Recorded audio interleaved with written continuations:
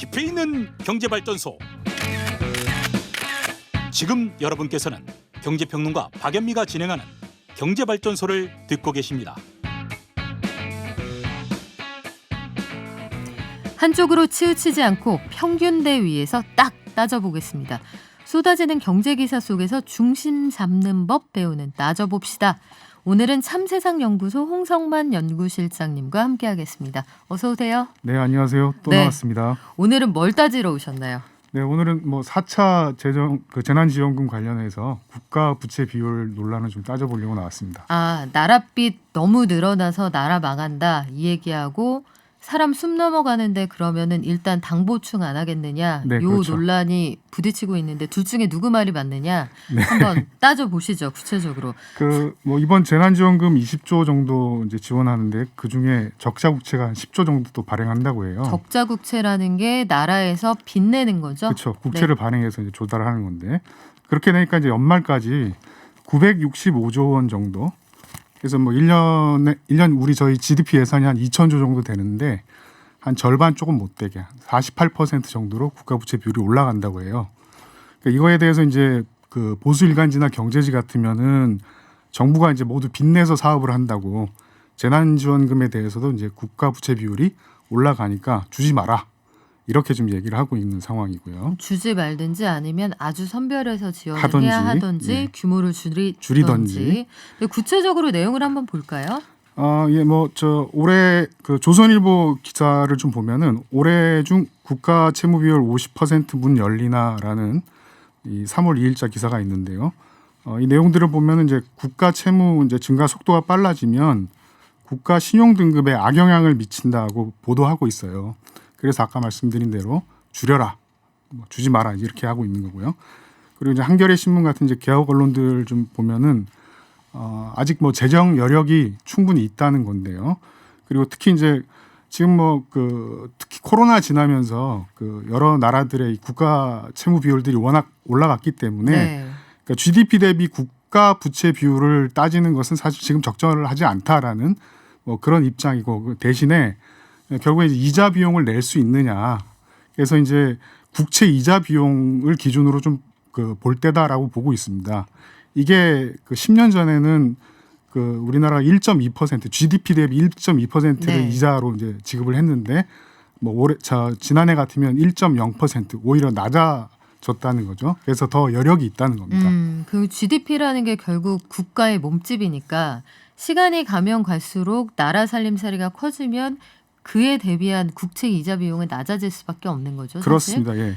그래서 지금도 충분히 여력이 좀 있다고 좀 보고 있는 것인데요. 근데요, 이게 고민되는 게 가정 경제도 그렇고 국가도 그렇고 빚이 늘어나면 일단 마음이 좀 불안하고 발 뻗고 자기 어렵고 이건 또 사실 아니에요. 그렇습니다. 자다가도 벌떡벌떡 일어날 수도 있고 그런 건데요.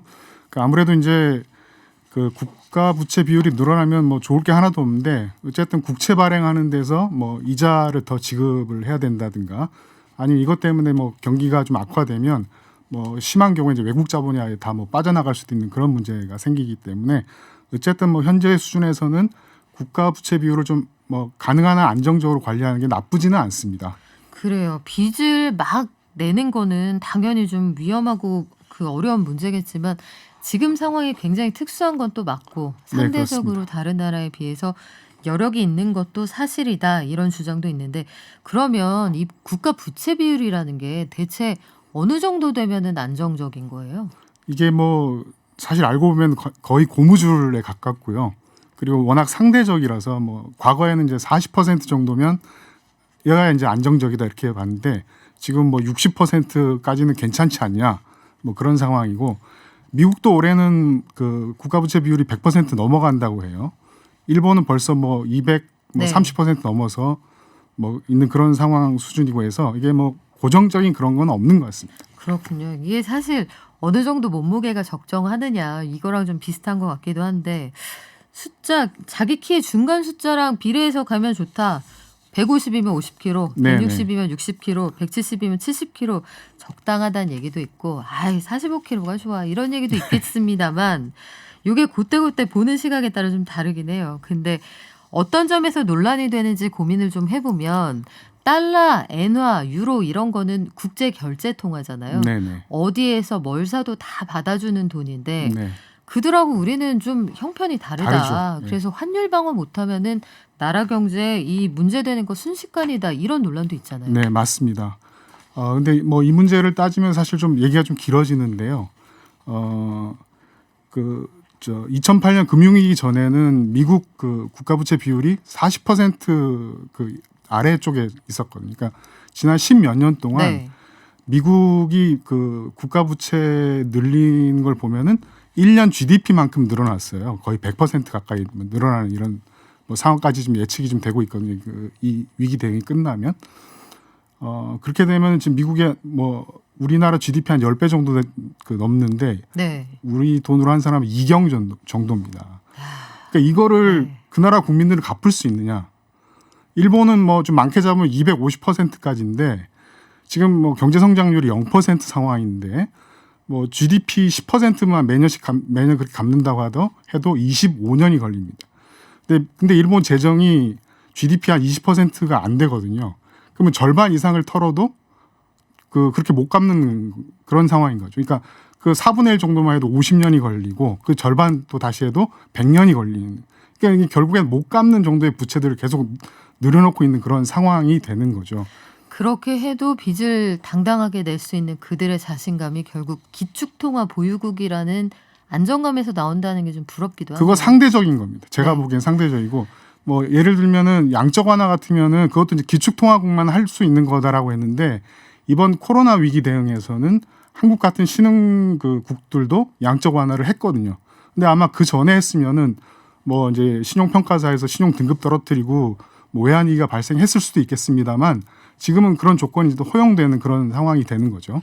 지금 신용평가사 말씀해 주셔서 신용평가사들은 나라빚이 늘어난다. 이런 상황을 어떻게 보고 있는지 그것도 궁금하네요. 네, 지금 어떻게 보면 이제 재정 지출을 결정하는 게 그 금융시장이고 금융시장에서 이제 그 신용평가사들의 신용 등급 뭐 이게 이들이 사실 민간 회사인데요. 뭐 이 사람들이 결정한다고 좀 보여집니다. 그래서 좀 여러 문제가 좀 있을 수 있는데 근데도 불구하고 한국의 이제 신용 그 상태에 대해서는 재정 상황 굉장히 이제 양호하고 안정적이다라고 그런 전망들을 내고 있어요. 그러니까 세계 3대 신용평가사라고 하는 무디스, 모건 스탠리, S&P 이런 데에서 여전히 우리나라 경제를 단단하게 믿어주고 있다. 네네. 모건 스탠리는 아니고 피치. 피치 4대까지 가야겠네요.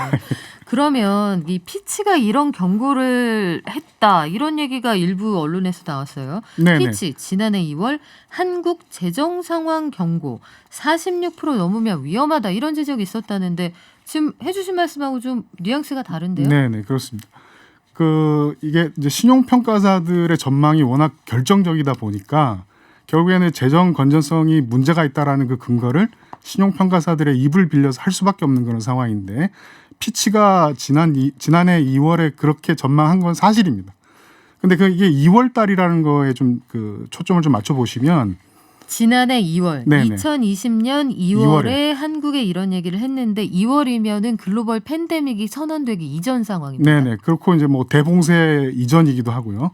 그러니까 그 이후에 이제 뭐 경제 봉쇄도 되고 여러 이제 국가들에서 이제 뭐 재정 지출이라든가 양적 완화를 하게 되는데 그러면서 이제 부채 비율이 급증하게 되는 그런 상황이죠. 그렇게 되다 보니까 피치가 다시 작년 9월에 2월 전망을 완전히 철회를 합니다. 그거는 팬데믹 이전 상황이었다.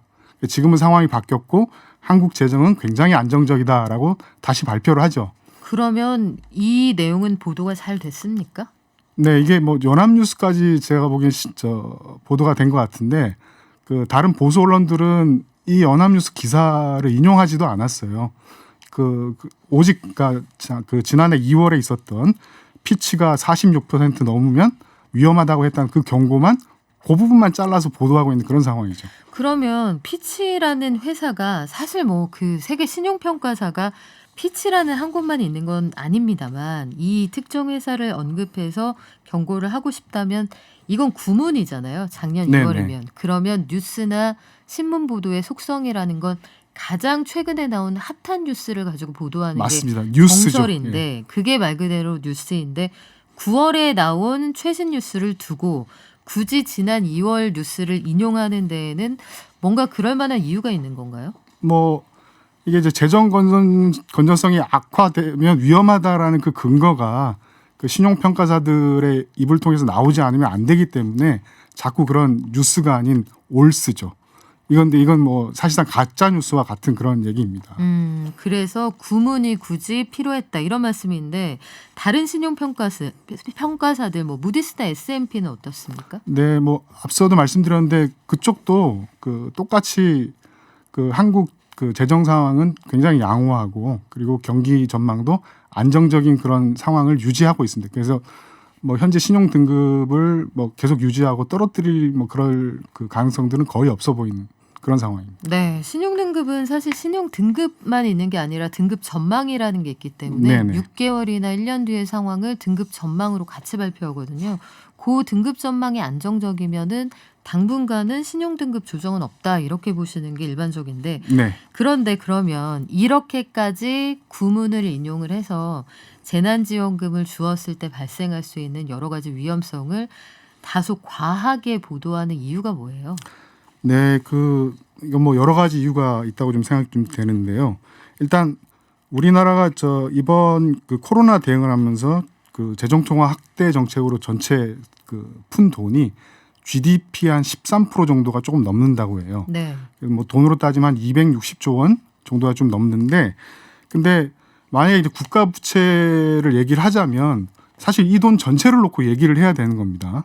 근데 그 지금 재난지원금은 국민 그 일반들이나 피해 계층에게 지원한 재난지원금 1차부터 4차까지는 제가 다 더해 보니까 한 45조 원이 채 안 돼요. 네. 그럼 나머지 215조 원은 사실 얘기를 안 하고 45조 원에 대해서만 얘기하면서 이게 국가 채무가 늘어나니 줄어드니 하는 것은 잘못됐다는 거죠.